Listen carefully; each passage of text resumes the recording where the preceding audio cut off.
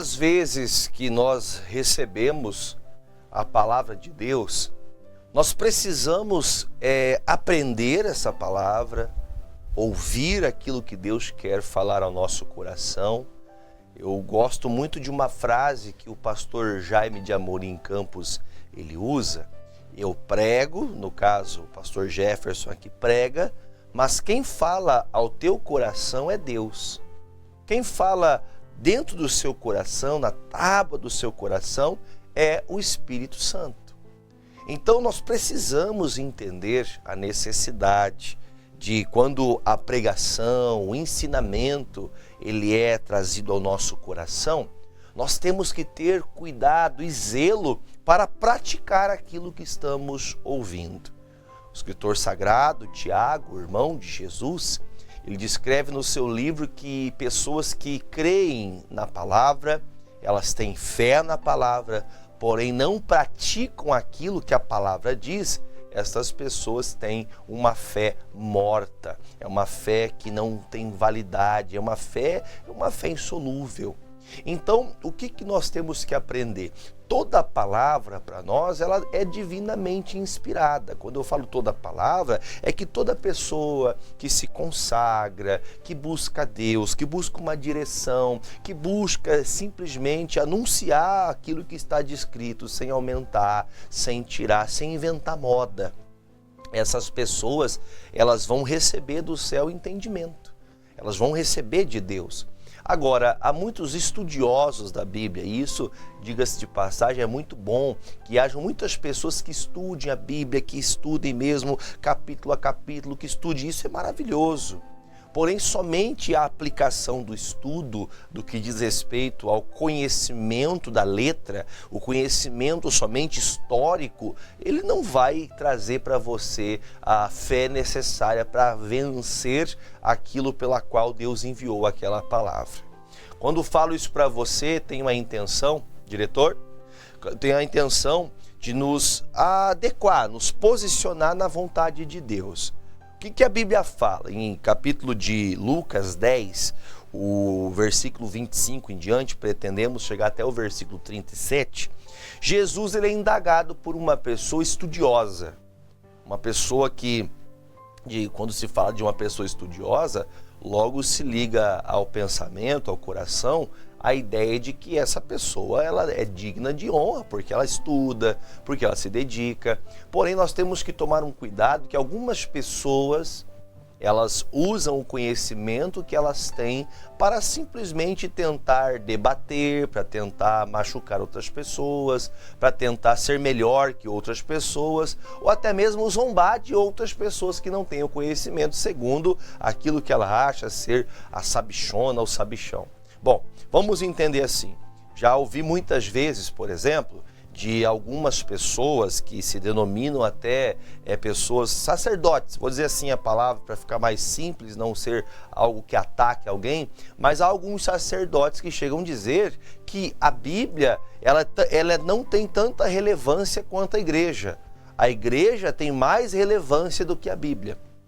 E eu digo para você que a quem acredite nessa tamanha besteira, a quem dê crédito a essa falácia e acabe desprezando o cuidado da leitura bíblica. João 5,39, a Bíblia fala que nós devemos examinar as Escrituras. Examinar é você ter cuidado, é você estudar para conhecer a Deus segundo a palavra, mas que Ele se revele a você. Isso é o exame das Escrituras. O Senhor Jesus disse que nós teríamos a revelação do Senhor nas Escrituras, na leitura bíblica. Vocês vão conhecer a salvação, vocês receberão a vida eterna nas entrelinhas, nas palavras que são ministradas, nas leituras que vocês fizerem, vocês conhecerão o Cristo de Deus.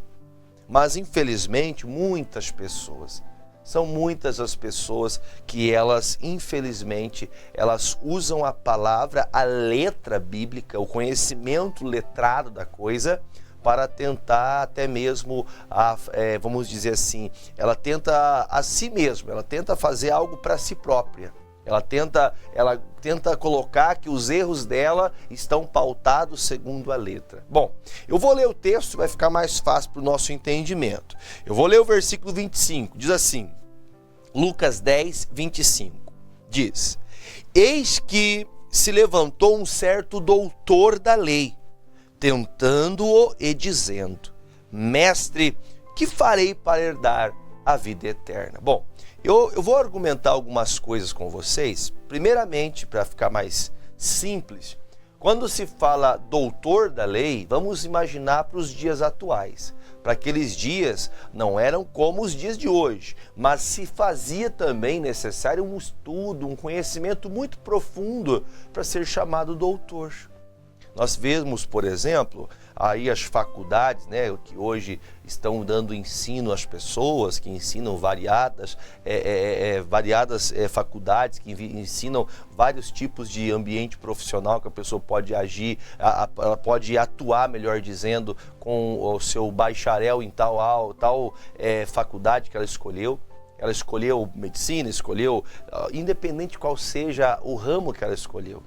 A atuação que ela vai ter, ela vai levar muito tempo.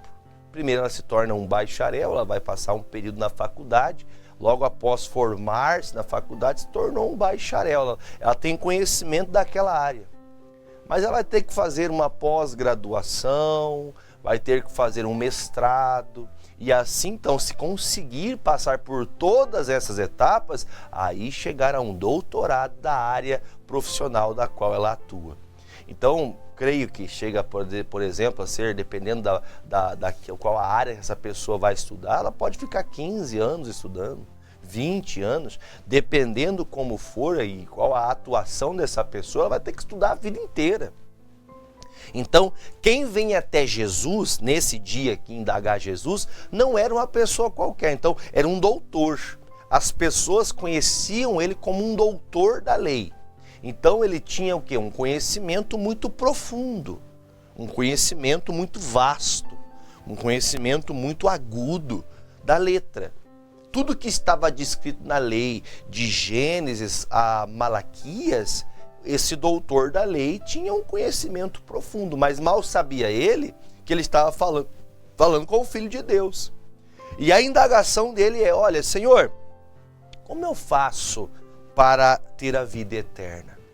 Uma das falas de Jesus, uma das palavras de Jesus que ele fala, inclusive, o próprio Senhor disse a outro doutor da lei, a um príncipe, né, como ele fala a Nicodemos, ele fala: olha, você é tão sabedor, você é uma pessoa de tanto conhecimento, você é um homem que ensina as pessoas, você é um mestre e mesmo assim você não sabe. Quer dizer, no dia que ele fala com Nicodemos, ele fala acerca da salvação quando a pessoa desce as águas, quando ela nasce de novo. Ele pergunta: vocês são tão entendedores e não sabem sobre isso? Vocês anunciam um conhecimento tão grande, mas não falam da salvação? Eu digo e vou repetir aqui com letras grandes agora, guarde isso que eu vou lhe falar. Você diz anunciar a palavra, mas não fala de cura. Você diz que cura era só nos dias de Jesus. Você crê na palavra, mas você não fala de libertação de demônios. Olha, eu vou dizer para você, se você ler os evangelhos e não entender que os demônios, eles agem assim como nos dias bíblicos, até então, nós temos que expulsar demônios. Jesus mandou que nós expulsássemos os demônios. Nós temos que anunciar para as pessoas. Há coisas que algumas pessoas estão passando que é do cunho da medicina, vai lá, faz um tratamento e resolve, mas há muitas situações de enfermidades psicológicas. Ai, pastor, eu preciso de uma terapia. Entenda, há muitos casos que um tratamento resolve, mas há coisas que são espirituais e nós temos que mostrar para as pessoas que os demônios querem destruir a vida delas. Só que algumas pessoas, elas conhecem tanto, mas não falam disso. Há outras pessoas que muitas vezes até apontam: porque esses evangélicos que vivem aí falando, como chama o pessoal fala, os apologéticos, né? Que querem dar tanto ensinamento, mas não anunciam cura, não anunciam libertação, você não vê transformação. acaba se tornando um clube de férias, um clube de amigos. Ah, pastor, eu vou fazer o seguinte, nós vamos fazer uma caravana e essas caravanas vão ser para a gente poder sentar e refletir quem nós somos e assim então tá tudo certo. Não, tem que ter evangelho, tem que ter mudança. Só o conhecimento da letra não traz salvação. Não é só uma ideia pré-figurada de alguém, olha, faça assim ou faça assado. Então ele pergunta, ô Senhor, ô Jesus, como é que eu faço para ter a vida eterna? Aí então Jesus responde, né? E ele disse, o que está escrito na lei? É uma pergunta de Jesus. Olha, já que você é um doutor da lei, o que está escrito na lei? Aí ele pergunta mais, como que você lê? Como lês isso? Jesus indaga o próprio conhecimento deste homem. Versículo 27. E respondendo ele disse, amarás ao Senhor teu Deus de todo o teu coração, de toda a tua alma, de todas as tuas forças e de todo o teu entendimento, e ao teu próximo como a ti mesmo. E disse-lhe, Jesus respondeu para ele, respondeste bem, faze isso e viverás. Então a resposta de Jesus vai enfaticamente em cima daquilo que ele conhecia. O doutor da lei conhecia isso. Ele estava errado nas palavras que ele respondeu para Jesus? Não. Ele tinha o conhecimento da letra, ele sabia o contexto, ele sabia o que deveria fazer. Porém, Jesus responde, então tá bom, já que você sabe, você tem uma coisa a fazer. Agora você tem que praticar isso, viver o que você diz que sabe. Agora, por que Jesus responde desse jeito? Se ele conhece, quer dizer que ele pratica? Não. Estamos muitas vezes ouvindo muito e praticando pouco. Estamos recebendo muito e fazendo muito pouco ou às vezes nada. Aí a resposta de Jesus traz uma outra indagação.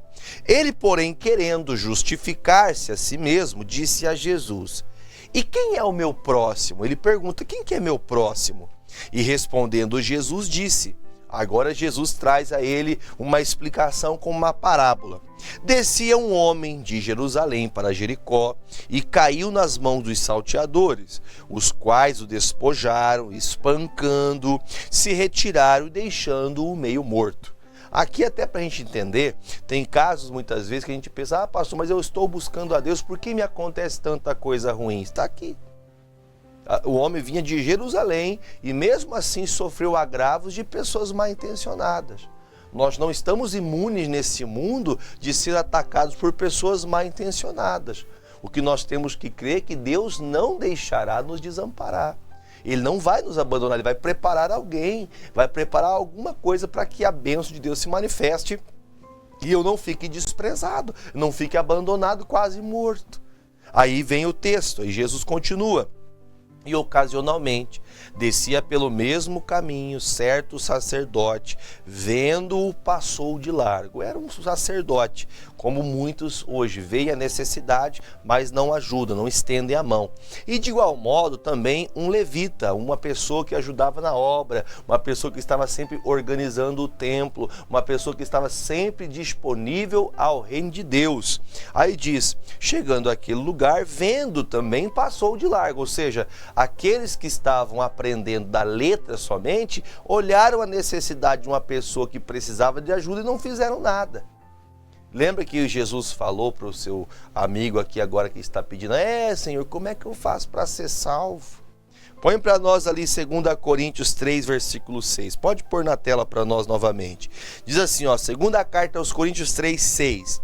O qual nos fez também capazes de ser ministros de um novo testamento, não da letra, ou seja, nós não temos que brigar por causa da letra, mas do Espírito, ou seja, quando nós pregamos, quem fala ao coração das pessoas é o Espírito Santo de Deus, porque a letra, ela mata. Agora, somente o conhecimento da letra mata pessoas, pessoas só têm conhecimento da letra, só têm conhecimento da história.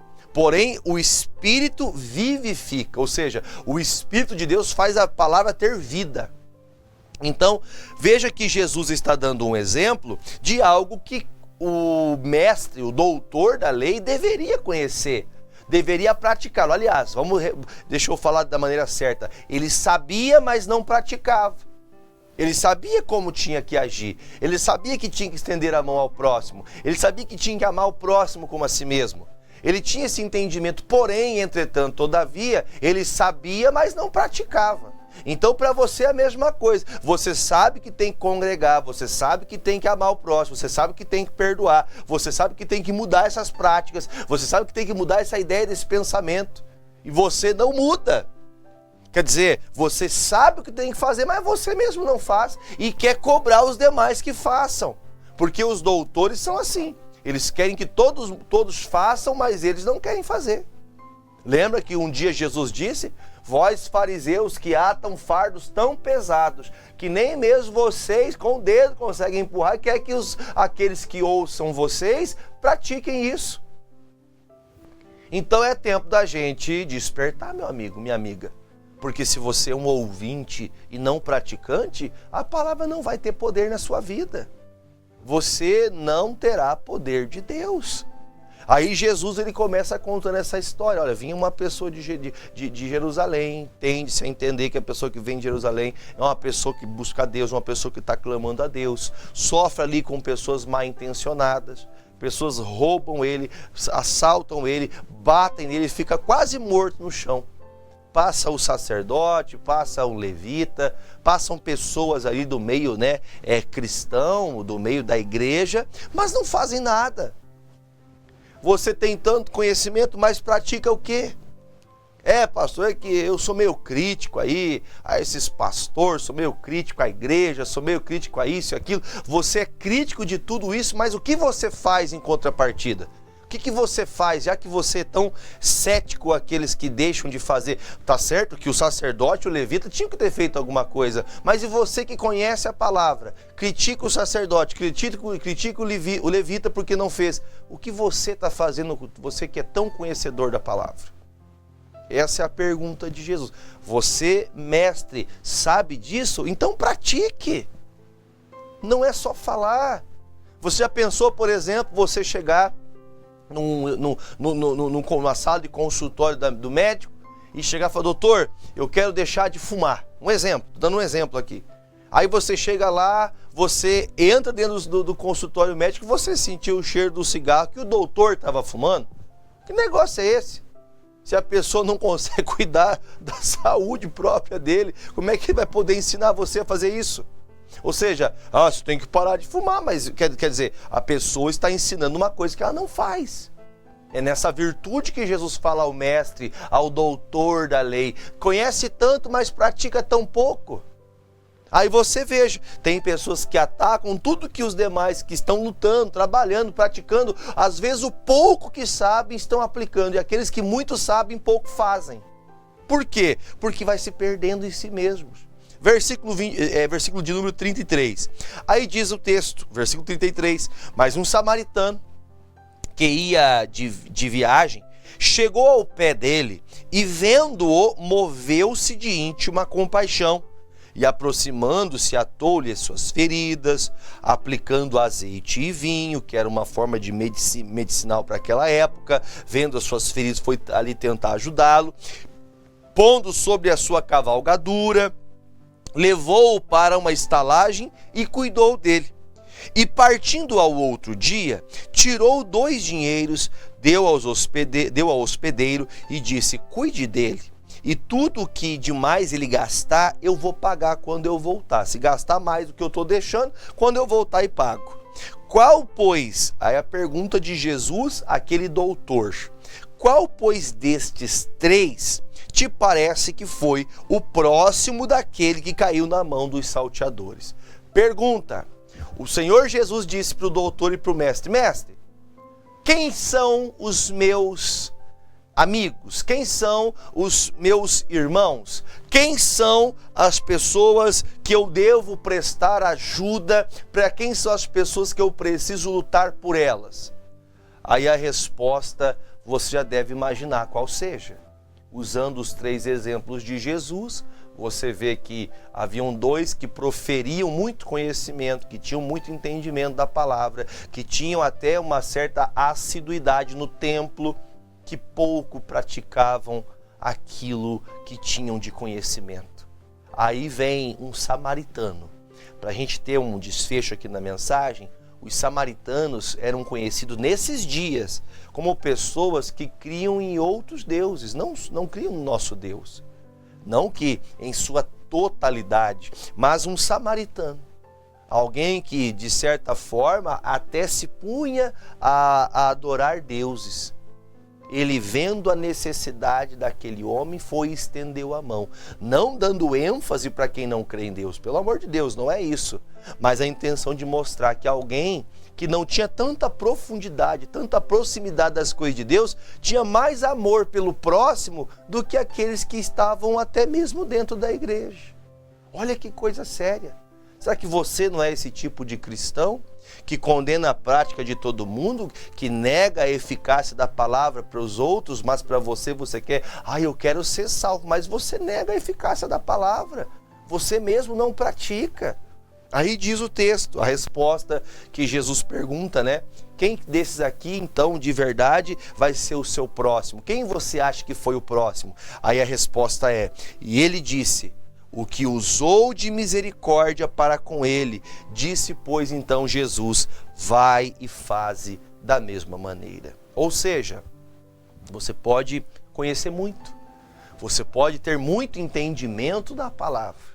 Você pode ser uma pessoa que talvez você diga, pastor, eu já estou tantos anos na igreja, e você não pratique uma vírgula daquilo que você aprende.